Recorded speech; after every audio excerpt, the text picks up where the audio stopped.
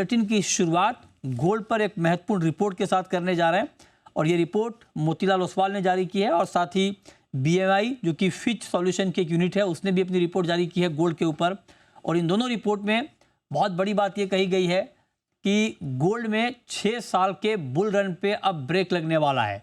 मतलब 6 साल की गोल्ड की तेज़ी अब थमने वाली है। ये तेज़ी 2019 में शुरू हुई थी और अब मोतीलाल ओसवाल का ये कहना है कि ये तेज़ी अब थमेगी क्योंकि तेज़ी की जितनी भी वजह थी वो सब सामने आ चुकी है और मार्केट ने उसके ऊपर इम्पैक्ट दिखा भी दिया है। तो किशोर नार ने इस पर बात करने के लिए मोतीलाल ओसवाल के ही हमारे साथ जुड़े हैं। किशोर जी, बहुत स्वागत है आपका। मतलब जिस वक्त गोल्ड में बहुत तेज़ी की चर्चा हो रही है उस वक्त आपकी ये रिपोर्ट चौंकाने वाली है, इसीलिए हमने ये नाम भी दिया है कि चमकते गोल्ड पर चौंकाने वाली रिपोर्ट। तो अब आपको ये क्यों लगता है कि 6 साल की तेज़ी गोल्ड की थमने वाली है? आई थिंक नितिन जी, बहुत समय से आप ये प्रश्न पूछ रहे थे, मेरे पीछे पड़े हुए थे कि कभी ये थमेगी। तो फाइनली आपका चाहिदा रिपोर्ट आ गया। आ रहा है, ऐसा लग रहा है मुझे। हाँ, आप ज़्यादा खुश है लग रहा है। हाँ। बिल्कुल सर, गोल्ड खरीदना है। आई थिंक मैं बहुत ज़्यादा खुश नहीं रखूँगा आपको। हुँ, सो आई थिंक हमारा जो मानना है कि इस साल के 2025 के लिए शायद हम हाई टच कर चुके हैं। $3500 के आसपास जो लगभग आ गया था और 1 लाख पार करके हम लोग थोड़े दिन के लिए वहाँ पे सर्वाइव करके नीचे आ चुके हैं। अ, 2-3 जो मेजर चीज़ इसमें जो ड्राइव कर रहे थे, number 1 is geopolitics, number 2 is Trump related, tariff related जो अनसर्टेनिटी है, जो ब्रॉडर इक्विटी मार्केट का रिस्क है, आई थिंक जो रिस्क ऑफ सिनेरियो है और उसके वजह से जो डॉलर में जो नेगेटिविटी है, डॉलर इंडेक्स में जो वीकनेस है और वो ये 2-3 फैक्टर्स इसको ड्राइव कर रहे थे। ठीक। अ, जियोपॉलिटिक्स को लेकर हमारा थोड़ा राय बदल चुका है एंड मेरे हिसाब से worst is behind us. I think as of now थोड़ा-सा मतलब ईरानियन न्यूक्लियर थ्रेट एक बार के लिए ऑफ द टेबल है। मेरे हिसाब से मिडल ईस्ट में थोड़े समय के लिए तो एटलीस्ट माहौल स्टेबल रहेगा एंड कहीं न कहीं ये एक इंडिकेशन देता है कि कहीं न कहीं रशिया यूक्रेन वॉर का भी कुछ रिजल्ट या कुछ एंड नज़दीक में दिख सकता है, कुछ बातचीत चालू हो सकता है, कहीं न कहीं इसको थोड़ा-सा एक सेटलमेंट दिख सकता है। हुँ, सो जो वर्स्ट डिस्काउंट हो चुका है, आपने बहुत सही आपने उसको पुट अप किया था कि मोस्ट ऑफ द न्यूज़ जो हुँ, उसको ड्राइव कर रहे थे, फैक्टर्स सामने आ चुके हैं। नंबर 1, नंबर 2 कि स्ट्रक्चरली जो है, सी लॉन्ग टर्म जो है जो दैट इज़ स्ट्रक्चरल, आप 10 साल, 15 साल का अगर स्ट्रक्चरल बुल ट्रेंड है, वो अभी भी कायम है। उसमें हुँ, कोई ज़्यादा कुछ डिफरेंस नहीं है बिकॉज़ स्ट्रक्चरली मेरा मानना है कि फिएट करेंसीज़ जो है वो डॉलर हो सकता है, पाउंड हो सकता है, कोई भी कंट्री का करेंसी हो सकता है। जो फिएट करेंसीज़ के नाम से जानते हैं हम सारे जो कंट्रीज़ का करेंसीज़ है, उसका value related to purchasing power या related to confidence on the fiat currencies वो धीरे-धीरे घटने ही वाला है। तो आपको real currency which is gold उसका इंपॉर्टेंस बढ़ेगा एंड वो कंटिन्यू रहेगा। ये स्ट्रक्चरल एसेट का शिफ्टिंग है। ये लंबे समय के लिए चलता है। ये 1-2 दशक भी चल सकता है।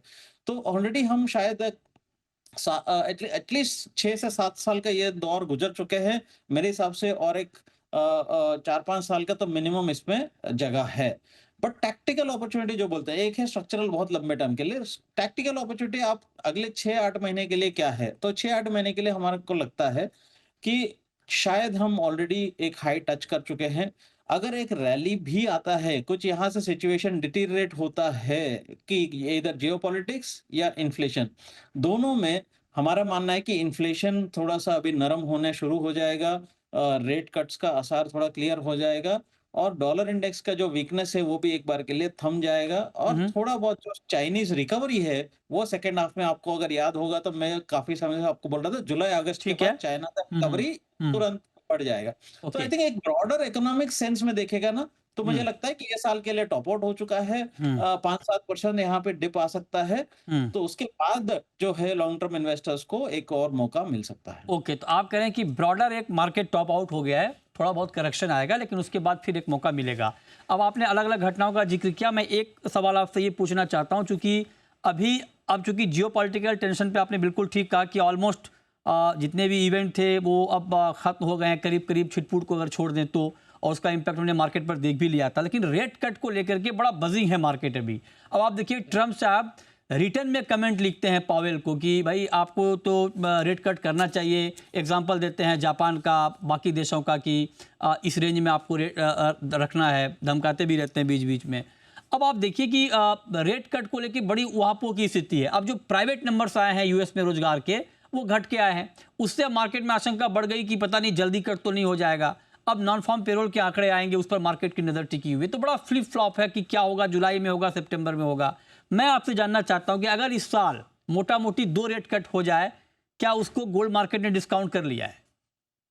Yes, I think 2 rate cut तो मेरे हिसाब से डिस्काउंटेड है, but on the price it is still, हमारा मानना है कि एक ही रेट कट होगा। पावेल साहब काफी हद तक प्रेशर को झेल रहे हैं, एंड ये जो फ्राइडे नॉन फार्म पेरोल्स का रिपोर्ट आएगा तो उसमें आपको फर्दर इंडिकेशन मिलेगा। आप बाकी जो फेड मेंबर्स को देखेंगे, अभी भी जो बॉयंट है, जो पॉजिटिवनेस है अभी भी है कि इन्फ्लेशन को लेकर और इकोनॉमी को लेकर, सो बहुत ज़्यादा नेगेटिव नहीं हुआ है। यस, जॉब जॉब लॉसेस दिख रहे हैं, मतलब अनएम्प्लॉयमेंट का अभी भी बढ़ेगा नहीं है। आपको ब्रॉडर अनएम्प्लॉयमेंट नंबर नहीं बढ़ेगा, बिकॉज़ आपको लेबर फोर्स का पार्टिसिपेशन सिग्निफिकेंटली कम हो गया है। इसके वजह से आपको ब्रॉडर अनएम्प्लॉयमेंट नंबर बढ़ते हुए नज़र नहीं आएगा। न्यू नॉन फार्म पेरोल्स आपको अगर घटते हुए नज़र आता है, 190, 180 के नीचे चले जाता है, मे बी 1.5 लाख के नीचे चले जाता है, वहाँ तक का आपको प्रेशर नहीं आएगा। अभी भी आपको 1.5 से 2 लाख न्यू जॉब्स का बीच में नंबर्स है, तो इकोनॉमी रिलेटिवली हेल्दी है। द प्रॉब्लम इज़ कि यहाँ पे टैरिफ्स को लेकर जो इन्फ्लेशन का जो चिंताएँ है, वो अभी भी बरकरार है। टैरिफ्स का इम्पैक्ट अभी भी क्लियरली दिख नहीं रहा है। तो फेड का जो कंसर्न है, टैरिफ रिलेटेड इम्पैक्ट कितना होगा वो देखना चाहता है। तो इस तब तक इन लोग एक्चुअली वेट करके देखेंगे। विदाउट टैरिफ्स इन्फ्लेशन खत्म हो चुका है एक बार के लिए, एंड रेट कट का सिनेरियो ज्यादा बनता है। अगर टैरिफ्स नहीं होता तो अभी तक तो आपको 2 रेट कट आप आराम से अभी अभी तक तो और देख चुके होते हैं। अच्छा, ओके, ये आपने बहुत महत्वपूर्ण बात कही है। अब आपकी चर्चा में हम अपने कुछ और, चूंकि मोतीलाल ओसवाल की ये रिपोर्ट है तो इस पर किशोर जी से बढ़िया बताने वाले मतलब और शख्स कौन होंगे, क्योंकि इन्होंने खुद ये रिपोर्ट तैयार की है। तो आपने कहा कि थोड़ी बहुत गिरावट आएगी लेकिन लॉन्ग टर्म ठीक है सर। अच्छा, एक बात और आपने रिपोर्ट में आपने कही है कि ये 32% की तेज़ी 25 साल में पहली बार ऐसा हुआ है कि एक साल में 32% गोल्ड के दाम बढ़ जाए। तो ये 32% वाले दर्शन क्या आप जल्द होंगे या फिर 32 साल बाद ही होंगे सर? नहीं, नहीं, नहीं। आई थिंक सी गोल्ड, अगर आप 100 साल का अगर रिटर्न अगर सीएजीआर पकड़ते ना तो 7 से 8% आता है। हम्म, आप इक्विटी भी 7 से 8% आता है, गोल्ड का भी, और वेरी वेरी लॉन्ग टर्म में आपको अगर पिछले 20 साल का अगर देखेंगे तो आपको 18%, 15% के ऊपर का गोल्ड का रिटर्न्स आया है, सीएजीआर का रिटर्न्स मैं बोल रहा हूँ। तो आई थिंक नॉर्मलाइजेशन जो बोलते हैं कि इस पिछले साल 25% और एक 32%, एक्चुअली लास्ट अगर आप 2 साल से देखेंगे तो 50% के ऊपर गोल्ड का प्राइसेस बढ़ गया है। तो आई थिंक उसका नॉर्मलाइजेशन आएगा। मेरे हिसाब से 15% का जो रिटर्न है गोल्ड का, एक नॉमिनल, मतलब वो एक डाइजेस्टेबल रिटर्न है, और एक नॉर्मलाइजेशन जो बोलते हैं ना, वो एसेट क्लास के लिए this is a good return. And अभी फिलहाल के लिए आपको जो सब लोगों को, दर्शकों के आपको भी मैं बोलना चाहूंगा, आप इंटरेस्ट रेट्स और रेट कट मत देखिए। नेट रियल रेट जो होता है, विच इज की इंटरेस्ट रेट्स माइनस इन्फ्लेशन जो है, वो जब तक नेगेटिव रहेगा तब तक गोल्ड में पॉजिटिविटी रहेगा। अगर इंटरेस्ट रेट्स गिर जाता है और उसके साथ साथ इन्फ्लेशन भी गिरता है, नेट रियल रिटर्न अगर पॉजिटिव होते जाएगा ना, तो प्रॉब्लम है। तो इन्फ्लेशन जल्दी गिरेगा या रेट जल्दी गिरेगा, तो उस बेसिस पे आपको गोल्ड का लॉन्ग टर्म बेसिस रखना चाहिए, rather than on the top line interest rate.